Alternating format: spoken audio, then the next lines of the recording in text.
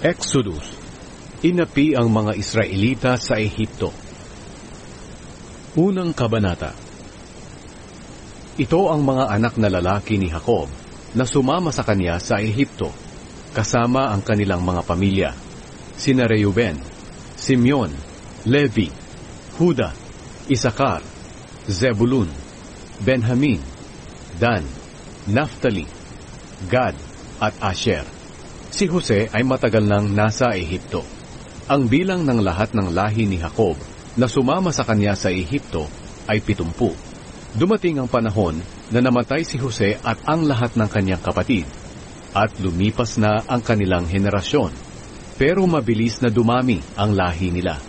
Sa sobrang dami nila, nangalat sila sa buong lupain ng Ehipto. Ngayon, nagkaroon ng bagong hari ang Ehipto na walang alam tungkol kay Jose.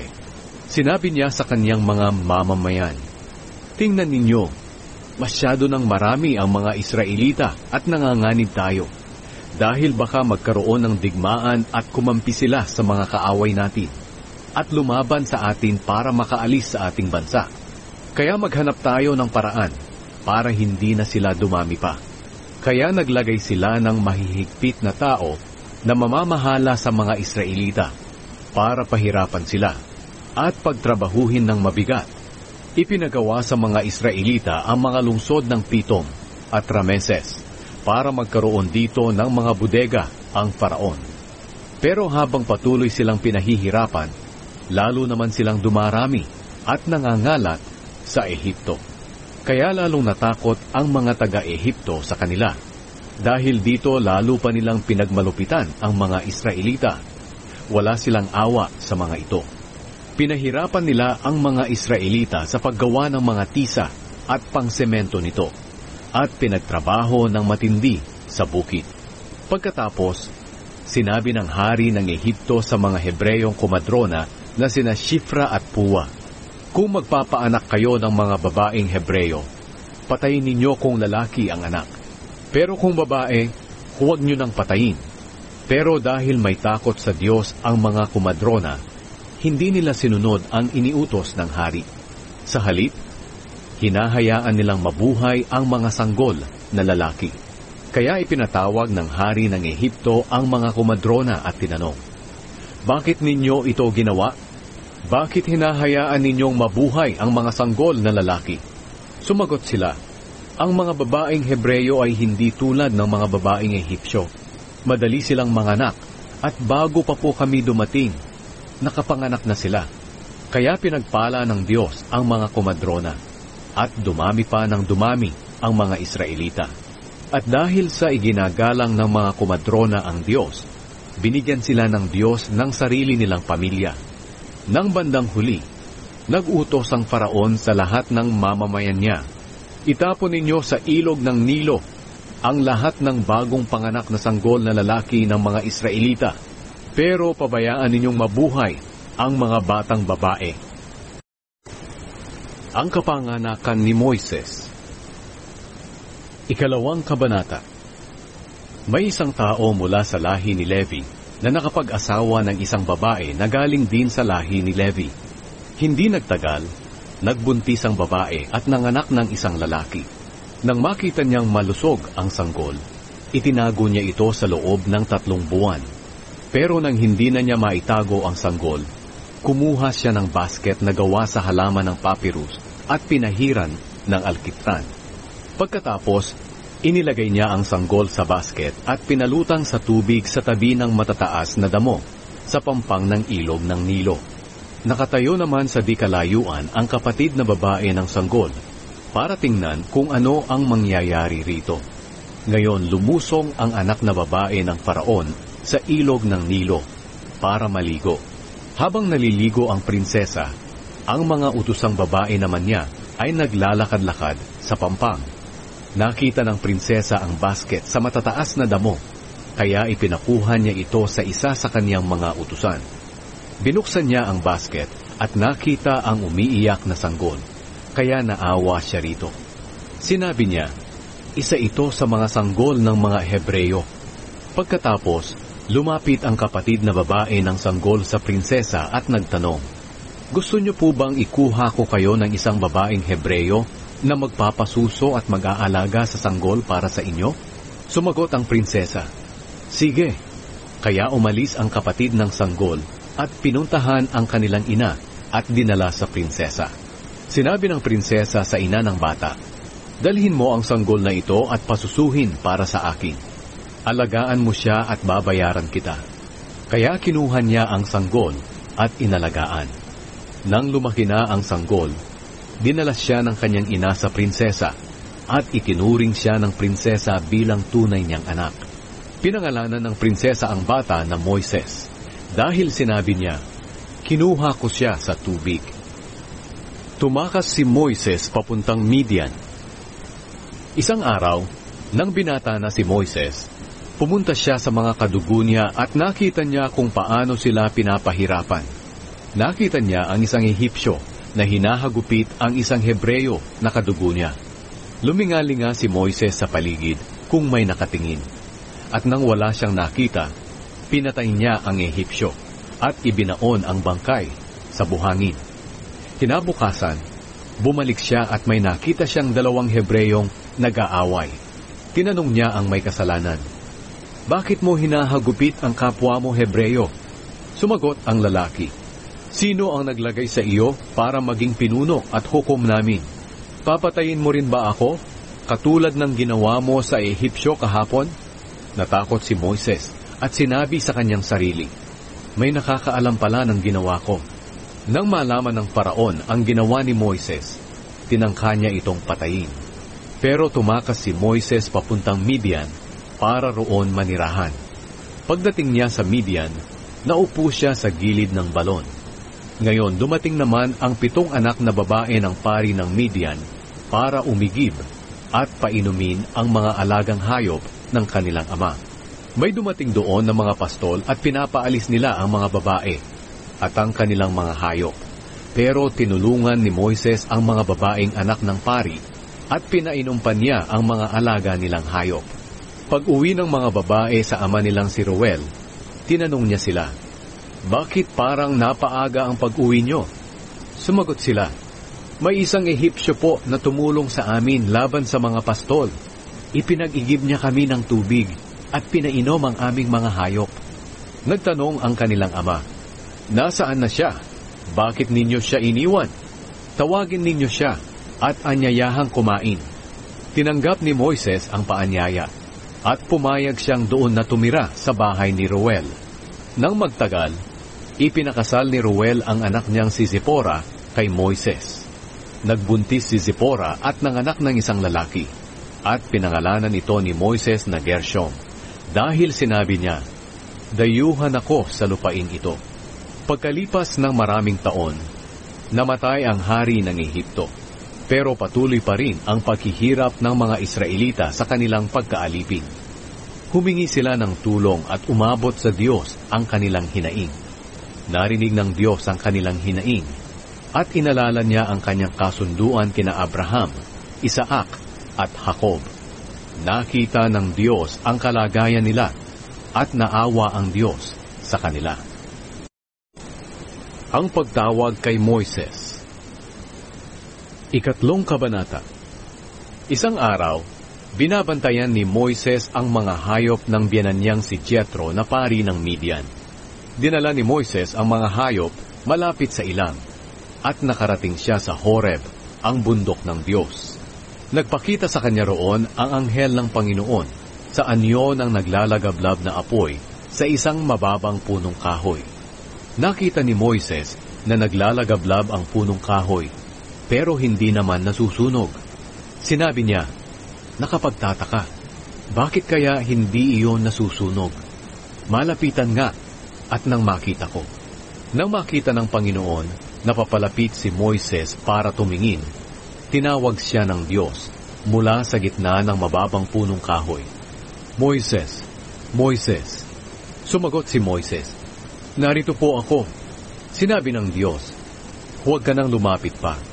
Tanggalin mo ang iyong sandalyas, dahil banal ang lugar na kinatatayuan mo. Ako ang Diyos ng iyong mga ninuno, ang Diyos ni na Abraham, Isaac at Jacob. Nang marinig ito ni Moises, tinakpan niya ang kanyang mukha dahil natatakot siyang tumingin sa Diyos. Pagkatapos, sinabi ng Panginoon, "Nakita ko ang paghihirap ng aking mga mamamayan sa Ehipto. Narinig ko ang paghingi nila ng tulong dahil sa sobrang pagmamalupit ng mga namamahala sa kanila. At naaawa ako sa kanila dahil sa kanilang mga paghihirap. Kaya bumaba ako para iligtas sila sa kamay ng mga Ehipsyo at para dalhin sila sa mayaman, malawak at masaganang lupain na tinitirhan ngayon ng mga Kananeo, Heteo, Amoreo, Perezeo, Hiveo at mga Jebuseo.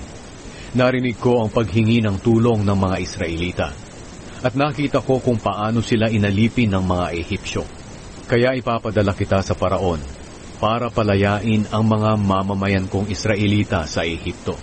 Pero sinabi ni Moises sa Diyos, "Sino po ba ako para pumunta sa Paraon at ilabas ang mga Israelita sa Ehipto?" Sinabi ng Diyos, "Sasamahan kita, at ito ang tanda na ako ang nagpadala sa iyo. Kapag nailabas mo na ang mga Israelita sa Ehipto, sasambahin ninyo ako sa bundok na ito." Sinabi ni Moises sa Diyos, "Kung sakali pong pumunta ako ngayon sa mga Israelita at sabihin ko sa kanila na ang Diyos ng kanilang mga ninuno ang nagpadala sa akin para iligtas sila, at magtanong sila sa akin, ano ang pangalan niya? Ano po ang isasagot ko sa kanila?" Sumagot ang Diyos kay Moises, "Ako nga ang Diyos na ganoon pa rin." Ito ang isagot mo sa kanila, "Ang Diyos na ganoon pa rin ang nagpadala sa akin." Sinabi pa ng Diyos kay Moises, "Sabihin mo ito sa mga Israelita, ang Panginoon, ang Diyos ng inyong mga ninuno na sina Abraham, Isaac at Jacob, ang nagpadala sa akin sa inyo. Kikilalanin ako sa pangalang Panginoon magpakailanman." At sinabi pa ng Panginoon kay Moises, "Lumakad ka at tipunin ang mga tagapamahala ng Israel at sabihin mo sa kanila, ang Panginoon, ang Diyos ng inyong mga ninuno na sina Abraham, Isaac at Jacob ay nagpakita sa akin at nagsabi na, binabantayan ko kayo at nakita ko ang ginagawa ng mga Ehipsyo sa inyo. Nangako ako na palalabasin ko kayo sa Ehipto kung saan naghihirap kayo at dadalhin sa maganda at masaganang lupain, ang lupain ng mga Kananeo, Heteo, Amoreo, Perezeo, Hiveo at mga Jebuseo. Pakikinggan ka ng mga tagapamahala ng Israel. At pagkatapos pumunta kayo ng mga tagapamahala ng Israel sa hari ng Ehipto at sabihin sa kanya, nagpakita sa amin ang Panginoon, ang Diyos ng mga Hebreo. Kaya kung maaari payagan nyo kaming umalis ng 3 araw, papunta sa disyerto, para maghandog sa Panginoon naming Diyos. Pero alam kong hindi kayo papayagan ng hari ng Ehipto, maliban na lang kung mapipilitan siya. Kaya parurusahan ko ang mga Ehipsyo sa pamamagitan ng mga himalang gagawin ko sa kanila. At pagkatapos noon, papayagan na niya kayong umalis. Magiging mabuti sa inyo ang mga Ehipsyo, at pababaunan pa nila kayo sa pag-alis ninyo. Ang mga Israelitang babae ay manghihingi ng mga alahas na pilak at ginto at mga damit sa mga kapitbahay nila na Ehipsyo at sa mga babaeng bisita nito. At ipapasuot ninyo ang mga bagay na ito sa inyong mga anak. Sa pamamagitan nito, masasamsam ninyo ang mga ari-arian ng mga Ehipsyo. Ang mga himalang nagpapakita ng kapangyarihan ng Diyos. Ika-4 na kabanata. Nagtanong si Moises, paano po kung hindi maniwala sa akin ang mga Israelita o makinig sa sasabihin ko? Baka sabihin nila na hindi kayo nagpakita sa akin. Sinabi sa kanya ng Panginoon, ano iyang hawak mo? Sumagot si Moises, baston po. Sinabi ng Panginoon, ihagis mo sa lupa. Kaya inihagis ni Moises ang baston at naging ahas ito. Natakot si Moises, kaya napatakbo siya. Sinabi sa kanya ng Panginoon, hulihin mo ito sa buntot. Kaya hinuli ito ni Moises at muling naging baston. Sinabi ng Panginoon, gawin mo ang himalang ito para maniwala sila na ako ang Panginoon, ang Diyos ng mga ninuno nilang sina Abraham, Isaac at Jacob ay nagpakita sa iyo. Sinabi pa ng Panginoon, ilagay mo ang kamay mo sa loob ng damit mo. Sinunod ito ni Moises, at nang ilabas niya ang kanyang kamay, namuti ito, dahil tinubuan ng isang malubhang sakit sa balat. Sinabi ng Panginoon, muli mong ilagay ang kamay mo sa loob ng iyong damit. Sinunod ito ni Moises, at nang ilabas niya ito, maayos na muli ito, katulad ng ibang bahagi ng kanyang katawan. Pagkatapos sinabi ng Panginoon, kung hindi sila maniwala sa unang himala, sa ikalaway maniniwala na sila. Pero kung hindi pa rin sila maniwala sa iyo pagkatapos ng dalawang himala, kumuha ka ng tubig sa ilog ng Nilo, at ibuhos mo ito sa tuyong lupa, at magiging dugo ito. Sinabi ni Moises, Panginoon, hindi po ako magaling magsalita. Mula pa man noon, hirap na ako sa pagsasalita, kahit na ngayong nakikipag-usap kayo sa akin. Pautal-utal ako kapag nagsasalita. Sinabi sa kanya ng Panginoon, sino ba ang gumawa ng bibig ng tao? Sino ba ang may kakayahang gawing bingi o pipi? Sino ba ang nagdidesisyon na makakita o mabulag siya? Hindi ba ako ang Panginoon? Kaya lumakad ka, dahil tutulungan kita sa pagsasalita at ituturo ko sa iyo ang mga sasabihin mo. Pero sinabi ni Moises, O Panginoon, kung maaari po magpadala na lang kayo ng iba. Nagalit ng matindi ang Panginoon kay Moises, kaya sinabi niya, O sige, si Aaron na lang na kapatid mo, na isang Levita ang siyang magsasalita para sa iyo. Alam kong mahusay siyang magsalita. Papunta na siya rito para makipagkita sa iyo. Matutuwa siyang makita ka. Kausapin mo siya at turuan kung ano ang kanyang sasabihin. Tutulungan ko kayong dalawa sa pagsasalita, at tuturuan ko rin kayo kung ano ang gagawin ninyo. Si Aaron ang magsasalita sa mga tao para sa iyo. Turuan mo siya ng mga sasabihin niya na parang ikaw ang Diyos. Dalhin mo ang baston mo, para sa pamamagitan nito ay makagawa ka ng mga himala. Bumalik si Moises sa Ehipto. Bumalik si Moises sa biyenan niyang si Jethro at sinabi sa kanya, Payagan po ninyo akong bumalik sa mga kababayan ko sa Ehipto, para tingnan kung buhay pa sila. Sinabi ni Jethro, Sige, maging maayos sana ang paglalakbay mo. Bago umalis si Moises sa Midian, sinabi sa kanya ng Panginoon, Bumalik ka na sa Ehipto.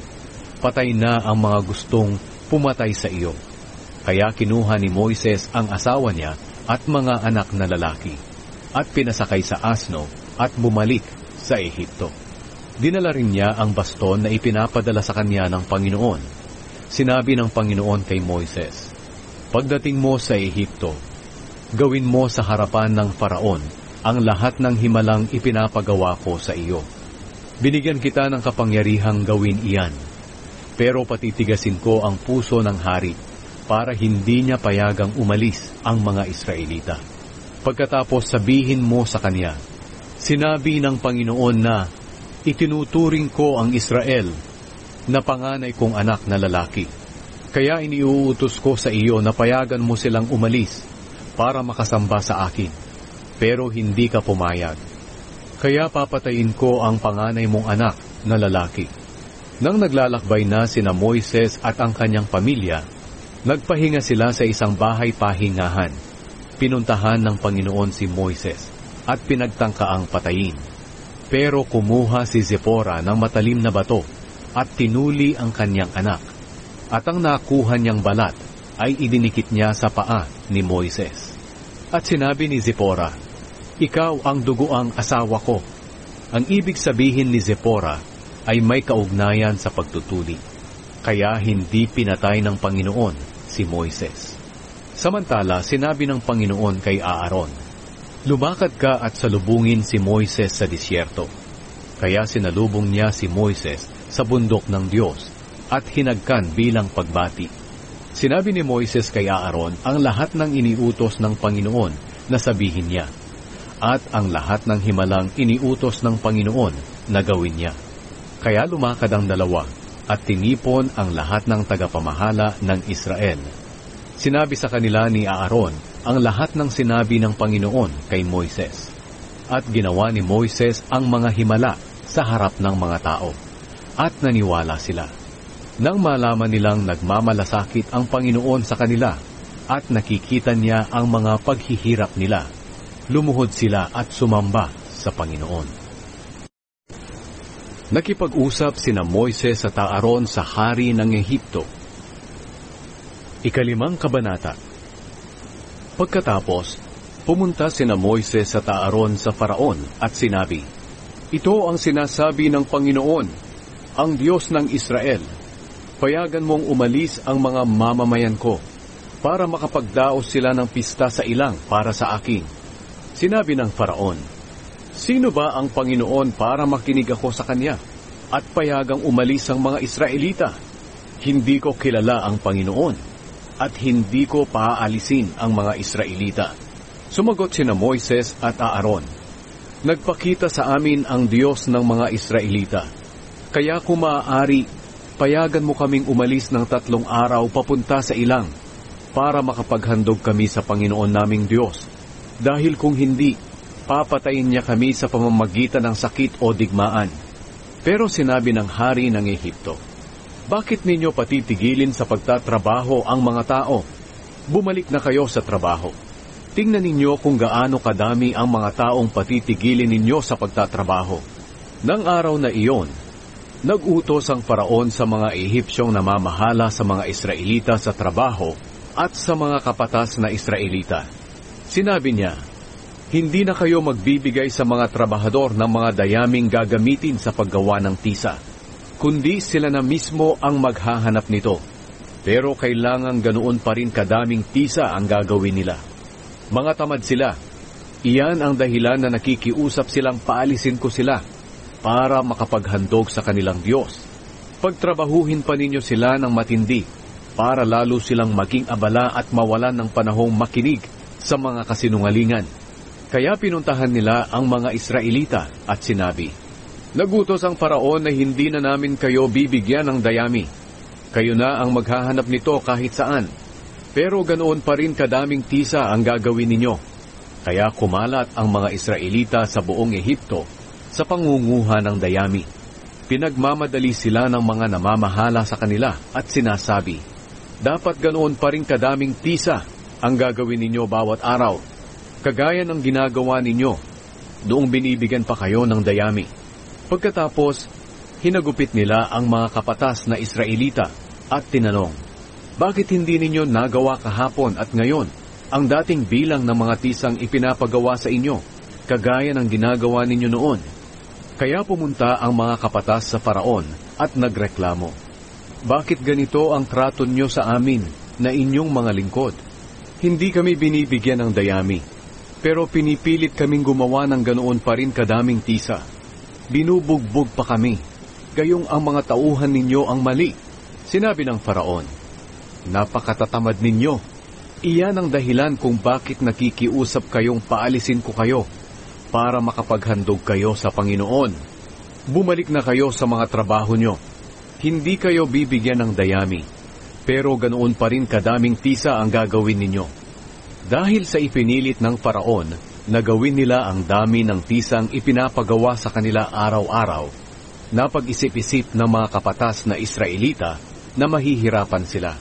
Pagkagaling nila sa Faraon, nakita nila sina Moises at Aaron na naghihintay sa kanila. Sinabi nila kina Moises at Aaron, "Parusahan sana kayo ng Panginoon. Dahil sa inyo nagalit sa amin ang Faraon at ang mga tauhan niya.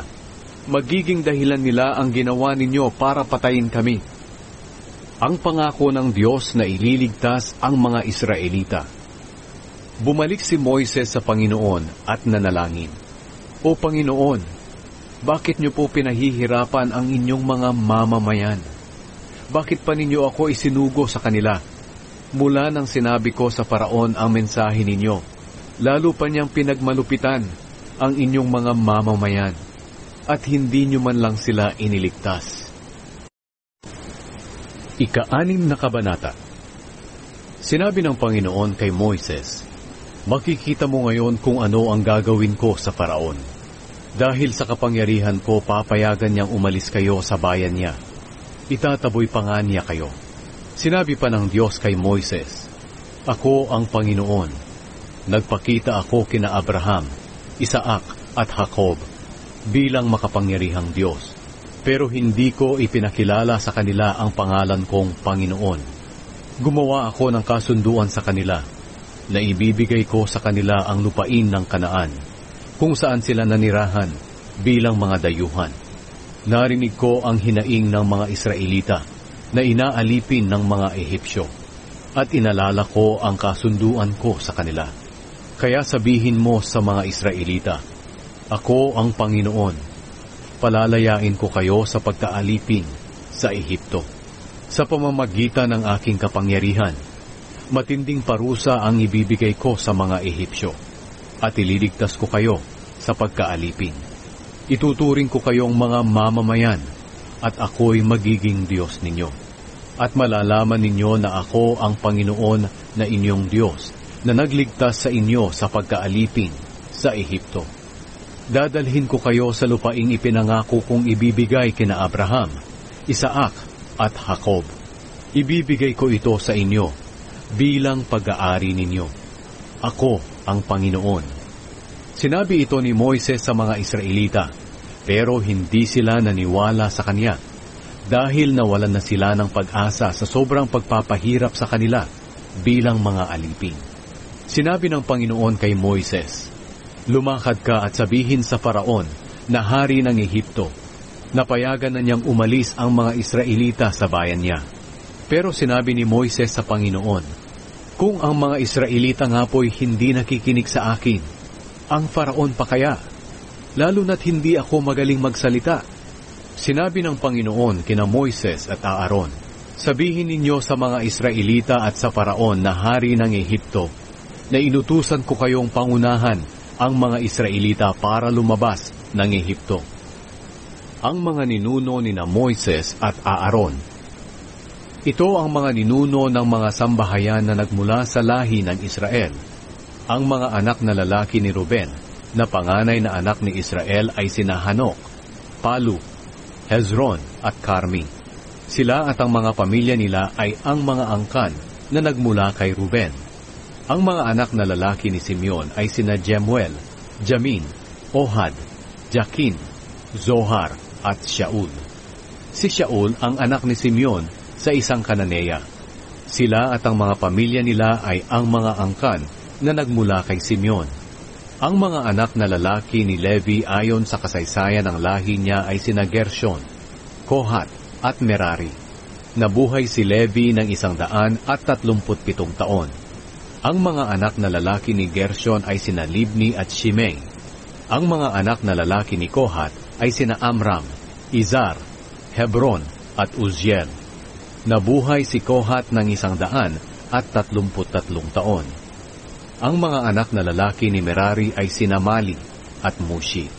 Ang mga angkan nila ay nagmula kay Levi ayon sa kasaysayan ng lahi niya. Napangasawa ni Amram si Jochebed na kapatid ng kanyang ama. Ang kanilang mga anak na lalaki ay sina Aaron at Moises. Nabuhay si Amram ng 137 taon. Ang mga anak na lalaki ni Izar ay sina Korah, Nepheg at Zikri. Ang mga anak na lalaki ni Uzziel ay sina Mishael, Elzaphan at Sitri. Napangasawa ni Aaron si Elisheba na anak ni Aminadab at kapatid ni Nashon.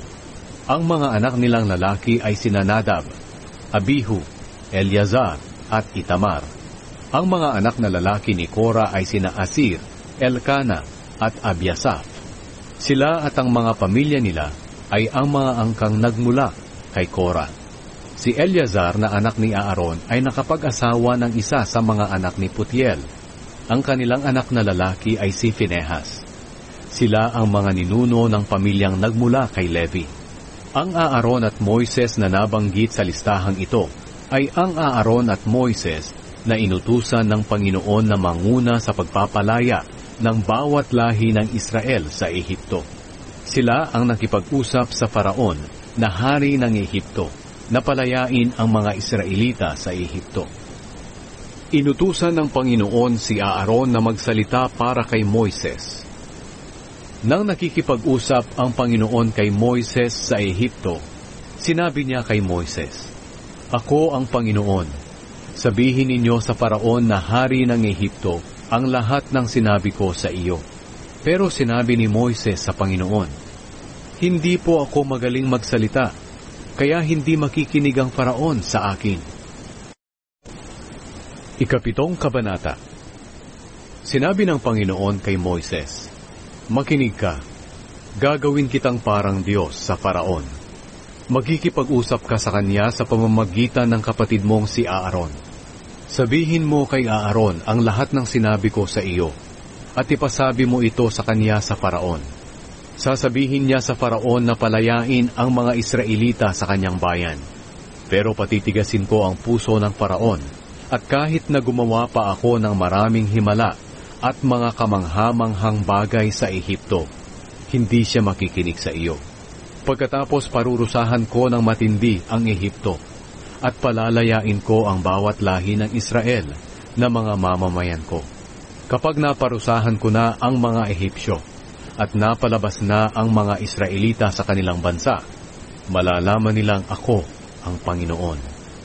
Sinunod nila Moises at Aaron ang iniutos ng Panginoon sa kanila. Si Moises ay 80 taong gulang at si Aaron ay 83 naman nang makipag-usap sila sa Faraon. Sinabi ng Panginoon kina Moises at Aaron, "Kapag sinabi ng Faraon na gumawa kayo ng himala, sabihin mo Moises kay Aaron, ihagis mo ang baston sa harap ng Faraon, at magiging ahas ito." Kaya pumunta sina Moises at Aaron sa Faraon, at ginawa ang sinabi ng Panginoon. Inihagis ni Aaron ang baston niya sa harap ng Faraon at ng kanyang mga opisyal, at naging ahas ito. Ipinatawag naman ng Faraon ang kanyang matatalinong tao at mga salamangkero. Sa pamamagitan ng kanilang salamangka, nagawa rin nila ang ganoong himala. Inihagis ng bawat isa sa kanila ang mga baston nila, at naging ahas din ang mga ito. Pero nilunok ng ahas ni Aaron ang mga ahas nila. Pero nagmatigas pa rin ang puso ng Faraon, at hindi siya nakinig kina Moises at Aaron, gaya na rin ng sinabi ng Panginoon. Naging dugo ang tubig sa ilog Nilo. Sinabi ng Panginoon kay Moises, "Matigas pa rin ang puso ng Faraon. Hindi niya pinaalis ang mga mamamayan ng Israel. Kaya puntahan mo bukas ng umaga ang Faraon habang papunta siya sa ilog Nilo. Dalhin mo ang baston na naging ahas at makipagkita ka sa kanya sa pampang ng ilog. Sabihin mo sa kanya, inutusan po ako ng Panginoon, ang Diyos ng mga Hebreyo, na sabihin sa inyo, paalisin mo ang mamamayan ko para makasamba sila sa akin sa ilang. Pero hanggang ngayon hindi mo ito sinusunod. Ako, ang Panginoon, ay nagsasabing sa pamamagitan ng gagawin ko, malalaman mo na ako ang Panginoon. Sa pamamagitan ng bastong ito, hahampasin ko ang tubig ng Nilo, at magiging dugo ang tubig. Mamamatay ang mga isda, at babaho ang ilog, at hindi na makakainom dito ang mga Ehipsyo." Sinabi pa ng Panginoon kay Moises, "Sabihin mo kay Aaron na iunat niya ang kanyang baston sa lahat ng tubig ng Ehipto, sa mga ilog, sapa, kanal, at sa lahat ng pinag-iipunan ng tubig, at magiging dugo ang lahat ng ito. Ganito ang mangyayari sa buong lupain ng Ehipto. Kahit na ang mga tubig sa mga sisidlang kahoy o bato ay magiging dugo." Sinunod nila Moises at Aaron ang iniutos ng Panginoon. Habang nakatingin ang Faraon at ang kanyang mga opisyal, itinaas ni Aaron ang kanyang baston at hinampas ang ilog ng Nilo, at naging dugo ang tubig.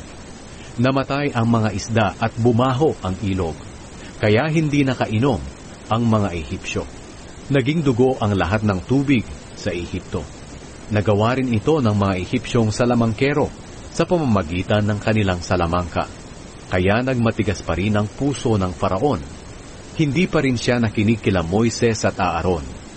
gaya ng sinabi ng Panginoon. Bumalik ang Faraon sa palasyo niya at hindi pinansin ang nangyari. Naghukay ang mga Ehipsyo sa palibot ng ilog para makakuha ng tubig na inumin dahil hindi nila mainom ang tubig sa ilog. Ang salot ng mga palaka. Pagkaraan ng 7 araw, mula nang hampasin ng Panginoon ang ilog ng Nilo sa pamamagitan ni Aaron. 8 Kabanata. Sinabi ng Panginoon kay Moises, "Puntahan mo ang Faraon at sabihin mo sa kanya, ito ang sinasabi ng Panginoon, paalisin mo ang mga mamamayan ko para makasamba sila sa akin. Kung hindi mo sila paaalisin, pupunuin ko ng mga palaka ang iyong bansa. Mapupuno ng palaka ang ilog ng Nilo, at papasok ito sa palasyo mo, sa kwarto at kahit sa higaan mo. Papasok din ang mga ito sa bahay ng mga opisyal at mga mamamayan mo, at pati sa mga pugon, at sa pinagmamasahan ng harina. Tatalunan ka ng mga palaka, pati na ang mga mamamayan at ang lahat ng opisyal mo." Sinabi pa ng Panginoon kay Moises, "Sabihin mo kay Aaron na iunat niya ang kanyang baston sa mga ilog, sapa at mga kanal, at mapupuno ng palaka ang buong Ehipto." Kaya iniunat ni Aaron ang kanyang baston sa mga tubig ng Ehipto, at lumabas ang mga palaka at napuno ang buong Ehipto. Pero ginawa rin ito ng mga salamangkero sa pamamagitan ng kanilang salamangka. Napalabas din nila ang mga palaka sa tubig ng Ehipto.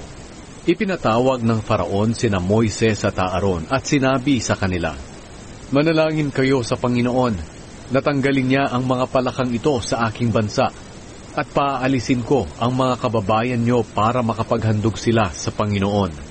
Sinabi ni Moises sa Faraon, "Sabihin mo sa akin kung kailan ako mananalangin para sa inyo, sa mga opisyal at sa mga mamamayan mo, para mawala ang mga palakang ito sa inyo at sa mga bahay ninyo. At ang matitira na lang na palaka ay ang mga nasa ilog ng Nilo." Sumagot ang Faraon, "Ipanalangin mo ako bukas." Sinabi ni Moises, "Matutupad ito ayon sa sinabi nyo, para malaman nyo na walang ibang katulad ng Panginoon naming Diyos. Mawawala ang lahat ng palaka sa inyo, maliban sa nasa ilog ng Nilo." Pag-alis nila Moises at Aaron sa harap ng Faraon, nanalangin si Moises sa Panginoon na alisin na ang mga palaka na ipinadala niya sa Ehipto. At ginawa ng Panginoon ang ipinakiusap ni Moises. Namatay ang mga palaka sa mga bahay, mga hardin at sa mga bukid. Tinipon ito ng mga Ehipsyo at ibinunton dahil dito'y bumaho ang buong Ehipto.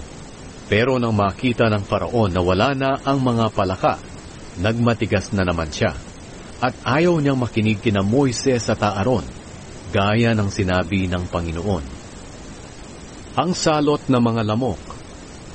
Sinabi ng Panginoon kay Moises, "Sabihin mo kay Aaron na ihampas niya ang kanyang baston sa lupa, at magiging lamok ang mga alikabok sa buong lupain ng Ehipto." Sinunod nila ito. Kaya nang hampasin ni Aaron ang kanyang baston ng lupa, naging lamok ang mga alikabok sa buong lupain ng Ehipto. At dumapo ang mga ito sa mga tao at mga hayop. Tinangkarin ng mga salamangkero na gayahin ito sa pamamagitan ng kanilang salamangka, pero nabigo sila. Patuloy na nagsidapo ang mga lamok sa mga tao at mga hayop. Sinabi ng mga salamangkero sa Faraon, "Ang Diyos ang may gawa nito." Pero matigas pa rin ang puso ng Faraon, at hindi siya nakinig kina Moises at Aaron, gaya ng sinabi ng Panginoon. Ang salot ng mga langaw. Sinabi ng Panginoon kay Moises, "Bumangon ka ng maaga bukas, at abangan mo ang Faraon habang papunta siya sa ilog. Sabihin mo sa kanya na ito ang sinasabi ko. Paalisin mo ang mga mamamayan ko, para makasamba sila sa akin. Kung hindi mo sila paaalisin, padadalhan kita ng maraming langaw, pati na ang mga opisyal at mga mamamayan mo. Mapupuno ng mga langaw ang mga bahay ninyo, at matatabunan ng mga ito ang lupa. Pero hindi ito mararanasan sa lupain ng Goshen kung saan naninirahan ang mga mamamayan ko. Hindi dadapo ang mga langaw sa lugar na iyon para malaman nila na akong Panginoon ay nasa lupain iyon. Hindi magiging pareho ang trato ko sa mga mamamayan ko at sa iyong mga mamamayan. Ang himalang ito ay mangyayari bukas. Nagpadala nga ang Panginoon ng maraming langaw sa palasyo ng Faraon at sa mga bahay ng kanyang mga opisyal, at naminsala ang mga ito sa buong lupain ng Ehipto. Kaya ipinatawag ng Faraon sina Moises at Aaron, at sinabi, "Sige, maghandog na kayo sa Diyos ninyo, pero rito lang sa Ehipto." Sumagot si Moises, "Hindi pwedeng dito kami maghandog sa Ehipto, dahil ang mga handog namin sa Panginoon naming Diyos ay kasuklam-suklam sa mga Ehipsyo. At kung maghahandog kami ng mga handog na kasuklam-suklam sa kanila, siguradong babatuhin nila kami. Kailangang umalis kami ng 3 araw papunta sa ilang para maghandog sa Panginoon naming Diyos, gaya ng iniutos niya sa amin." Sinabi ng Faraon, "Papayagan ko kayong maghandog sa Panginoon na inyong Diyos sa ilang, pero huwag kayong lalayo. Ngayon, ipanalangin ninyo ako." Sumagot si Moises, "Pag-alis ko rito, mananalangin ako sa Panginoon, at bukas mawawala ang mga langaw sa inyo, at sa mga opisyal at mamamayan mo. Pero siguraduhin mo na hindi mo na kami lolokohing muli, at pipigilang umalis para maghandog sa Panginoon." Umalis sila Moises at nanalangin sa Panginoon. At ginawa ng Panginoon ang pakiusap ni Moises. Umalis ang mga langaw sa lahat ng Ehipsyo. Walang natira kahit isa. Pero nagmatigas pa rin ang Faraon at hindi niya pinaalis ang mga Israelita. Ang salot sa mga hayop. 9 na kabanata. Sinabi ng Panginoon kay Moises, "Puntahan mo ang Faraon at sabihin sa kanya, ito ang sinasabi ng Panginoon, ang Diyos ng mga Hebreyo. Paalisin mo ang mga mamamayan ko para makasamba sila sa akin. Kung hindi mo sila paalisin, padadalhan ko ng nakamamatay na sakit ang mga hayop mo na nasa bukid. Kabayo, asno, kamelyo, baka, tupa at kambing. Hindi magiging pareho ang trato ko sa mga hayop ng mga Israelita at sa mga hayop ng mga Ehipsyo, at walang mamamatay sa mga hayop ng mga Israelita." Ipinaalam ng Panginoon na gagawin niya ito kinabukasan, at nangyari nga. Namatay ang lahat ng hayop ng mga Ehipsyo, pero walang namatay ni isa man lang sa mga hayop ng mga Israelita. Nagpadala ang Faraon ng mga tao at nalaman niya na walang namatay kahit isa sa mga hayop ng mga Israelita. Pero matigas pa rin ang puso niya at hindi pinaalis ang mga Israelita. Ang salot ng mga bukol. Sinabi ng Panginoon kina Moises at Aaron, "Kumuha kayo ng ilang dakot ng abo sa pugon, at isasaboy ito ni Moises sa hangin sa harap ng Faraon. Kakalat ang mga abo sa buong Ehipto. At dahil dito tutubuan ng mga bukol ang katawan ng mga tao at mga hayop." Kaya kumuha ng abo sa pugon sila Moises at Aaron, at tumayo sa harap ng Faraon. Isinaboy ito ni Moises sa hangin, at tinubuan ng mga bukol ang mga tao at mga hayop.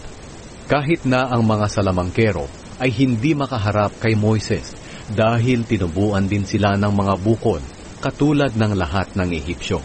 Pero pinatigas ng Panginoon ang puso ng Faraon, at hindi siya nakinig kina Moises at Aaron, gaya ng sinabi ng Panginoon kay Moises. Ang pag-ulan ng yelo. Pagkatapos, sinabi ng Panginoon kay Moises, "Bumangon ka ng maaga bukas, at puntahan mo ang Faraon, at sabihin sa kanya, ito ang sinasabi ng Panginoon, ang Diyos ng mga Hebreyo. Paalisin mo ang mga mamamayan ko, para makasamba sila sa akin. Dahil kung hindi, magpapadala ako ng matinding salot na magpaparusa sa iyo, sa mga opisyal at mga mamamayan mo, para malaman mo na wala akong katulad sa buong mundo. Kahit noon pa, kaya na kitang patayin pati na ang mga mamamayan mo sa pamamagitan ng karamdaman, at wala na sana kayo ngayon. Pero pinayagan kitang mabuhay dahil dito, para makita mo ang kapangyarihan ko at para makilala ang pangalan ko sa buong mundo. Pero nagyayabang ka pa rin sa mamamayan ko, at hindi mo pa rin sila pinapayagang umalis. Kaya bukas sa ganito ring oras, magpapaulan ako ng mga yelong parang bato. At ang lakas ng pagbagsak nito'y hindi pa nararanasan ng Ehipto mula nang maging bansa ito. Kaya iutos mo ngayon na isilong ang lahat ng hayop mo at ang lahat ng alipin mo na nasa bukid. Dahil ang sinumang nasa labas, tao man o hayop, ay mamamatay kapag tinamaan ng mga yelong parang bato. Natakot ang ibang mga opisyal ng Faraon sa sinabi ng Panginoon, kaya nagmadali silang isilong ang mga alipin at mga hayop nila. Pero may ilan na binaliwala ang babala ng Panginoon. Pinabayaan lang nila ang mga hayop at alipin nila sa labas. Sinabi ng Panginoon kay Moises, "Itaas mo ang baston mo sa langit para umulan ng mga yelong parang bato sa buong Ehipto, sa mga tao, mga hayop at sa lahat ng pananim." Kaya itinaas niya ang kanyang baston at nagpadala ang Panginoon ng kulog, mga yelo na parang bato at kidlat. Ang mga yelong pinaulan ng Panginoon sa lupain ng Ehipto ang pinakamatindi mula nang maging bansa ang Ehipto. Habang umuulan, patuloy naman ang pagkidlat. Namatay lahat ang hayop at mga tao na naiwan sa labas, at pati na ang mga halaman at punong kahoy. Tanging sa Goshen lang, hindi umulan ng yelo, kung saan nakatira ang mga Israelita. Ipinatawag ng Faraon sila Moises at Aaron. Sinabi niya sa kanila, "Sa pagkakataong ito, inaamin ko na nagkasala ako. Tama ang Panginoon, at ako at ang mga mamamayan ko ang mali. Pakiusapan ninyo ang Panginoon na itigilan niya ang matinding kulog na ito at ang pag-ulan ng yelo. Paaalisin ko na kayo. Hindi na kayo dapat pang manatili rito." Sumagot si Moises, "Kapag nakalabas na ako ng lungsod, itataas ko ang aking kamay sa Panginoon para manalangin, at titigil ang kulog at hindi na uulan ng yelo, para malaman mo na pag-aari ng Panginoon ang mundo. Pero alam kong ikaw at ang mga opisyal mo ay hindi pa rin natatakot sa Panginoong Diyos. Nasira ang mga pananim na flax at sebada, dahil aanihin na noon ang sebada at namumulaklak na ang flax. Pero hindi nasira ang mga trigo, dahil hindi pa aanihin ang mga ito." Umalis si Moises sa harapan ng Faraon at lumabas ng lungsod. Itinaas niya ang kanyang kamay sa Panginoon para manalangin, at huminto ang kulog, ang pag-ulan ng yelong parang bato, at ang ulan. Pagkakita ng Faraon na huminto na ang ulan, ang yelo at ang kulog, muli siyang nagkasala. Nagmatigas siya at ang mga opisyal niya. Sa pagmamatigas niya, hindi niya pinaalis ang mga Israelita, gaya ng sinabi ng Panginoon kay Moises. Ang salot na mga balang. 10 kabanata. Sinabi ng Panginoon kay Moises, "Puntahan mo ang Faraon dahil pinatigas ko ang puso niya at ng mga opisyal niya, para patuloy kong maipakita sa kanila ang aking mga himala, at para maikwento ninyo sa mga anak at apo ninyo kung paano ko pinarusahan ang mga Ehipsyo at kung paano ako gumawa ng mga himala sa kanila. Sa ganitong paraan malalaman nilang ako ang Panginoon." Kaya pumunta sina Moises at Aaron sa Faraon at sinabi sa kanya, "Ito ang sinasabi ng Panginoon, ang Diyos ng mga Hebreyo. Hanggang kailan ka pa ba magmamatigas sa akin? Paalisin mo ang mamamayan ko para makasamba sila sa akin. Kung hindi mo sila paaalisin, magpapadala ako ng mga balang sa bansa mo bukas. Sa sobrang dami nila, hindi na makikita ang lupa. Kakainin nila ang mga pananim na hindi nasira ng pag-ulan ng yelo, maging ang lahat ng punong kahoy. Mapupuno ng balang ang iyong palasyo at ang mga bahay ng mga opisyal at mga mamamayan mo. Wala pang ganitong pangyayari sa kasaysayan ng Ehipto mula nang dumating ang inyong mga ninuno hanggang ngayon." Nang masabi ito ni Moises, umalis na siya. Sinabi ng mga opisyal ng Faraon sa kanya, Hanggang kailan niyo pa ba hahayaan ang kalamidad na ito na magparusa sa atin? Paalisin niyo na po ang mga Israelita para makasamba na sila sa Panginoon na kanilang Diyos. Hindi niyo ba naiisip na nasa lantana ang Ehipto? Kaya pinabalik sina Moises at Aaron sa Faraon.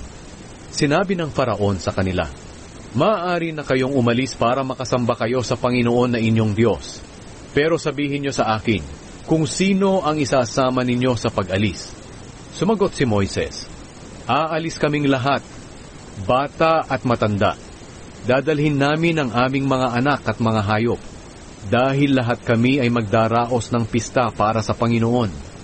Sinabi ng Faraon ng may pangiinsulto, "Sana'y samahan kayo ng Panginoon kung palalakarin ko kayo, at ang pamilya ninyo. Malinaw na masama ang intensyon ninyo dahil tatakas kayo. Hindi ako papayag. Ang mga lalaki lang ang aalis para sumamba sa Panginoon kung iyan ang gusto ninyo." At pinalayas sina Moises at Aaron sa harapan ng Faraon. Sinabi ng Panginoon kay Moises, "Itaas mo ang iyong baston sa Ehipto para dumating ang mga balang at kainin ng mga ito ang mga naiwang pananim na hindi nasira ng umulan ng yelo." Kaya itinaas ni Moises ang kanyang baston at nagpadala ang Panginoon ng hangin mula sa silangan buong araw at gabi. Kinaumagahan, nagdala ang hangin ng napakaraming balang at dumagsa ito sa buong Ehipto. Hindi pa kailanman nagkaroon ng pagsalakay ng mga balang tulad nito sa buong Ehipto at hindi na magkakaroon pang muli. Dumagsa ang mga ito sa buong Ehipto hanggang sa mangitim ang lupa. Kinain ang mga naiwang pananim na hindi nasira ng mga yelo, pati ang lahat ng bunga ng mga puno. Walang naiwang pananim sa buong Ehipto. Agad na ipinatawag ng Faraon sina Moises at Aaron at sinabi, "Nagkasala ako sa Panginoon na inyong Diyos at sa inyo. Patawarin ninyo akong muli at manalangin kayo sa Panginoon ninyong Diyos na tanggalin niya sa akin ang nakamamatay na salot na ito." Umalis si Moises at nanalangin sa Panginoon. Sumagot ang Panginoon sa pamamagitan ng pagpapadala ng malakas na hangin galing sa kanluran. At inilipad nito ang mga balang sa dagat na pula. At wala ni isang balang na naiwan sa Ehipto. Pero pinatigas pa rin ng Panginoon ang puso ng Faraon at hindi niya pinaalis ang mga Israelita. Ang salot na kadiliman. Sinabi ng Panginoon kay Moises, "Itaas mo ang iyong kamay sa langit para mabalot ng kadiliman ang buong Ehipto." Kaya itinaas ni Moises ang kamay niya sa langit at nagdilim sa buong Ehipto sa loob ng 3 araw. Walang lumabas na mga Ehipsyo sa kani-kanilang bahay dahil hindi nila makita ang isa't isa. Pero may liwanag sa lugar na tinitirhan ng lahat ng mga Israelita. Ipinatawag ng Faraon si Moises at sinabi, "Sige, sumamba na kayo sa Panginoon. Dalhin ninyo pati na ang inyong pamilya. Pero iwan ninyo ang mga hayop." Pero sumagot si Moises, "Kailangan naming dalhin ang mga hayop namin para makapag-alay kami ng mga handog na sinusunog para sa Panginoon naming Diyos. Dadalhin namin ang mga hayop namin. Walang maiiwan kahit isa sa kanila, sapagkat hindi namin alam kung anong hayop ang ihahandog namin sa Panginoon. Malalaman lang namin ito kapag naroon na kami." Pero pinatigas ng Panginoon ang puso ng Faraon at hindi niya sila pinaalis. Sinabi ng Faraon kay Moises, "Umalis ka sa harapan ko. Huwag ka na ulit magpapakita sa akin, dahil kung makikita pa kita, ipapapatay kita." Sumagot si Moises, "Kung iyan ang gusto mo, hindi na ako muling magpapakita sa iyo."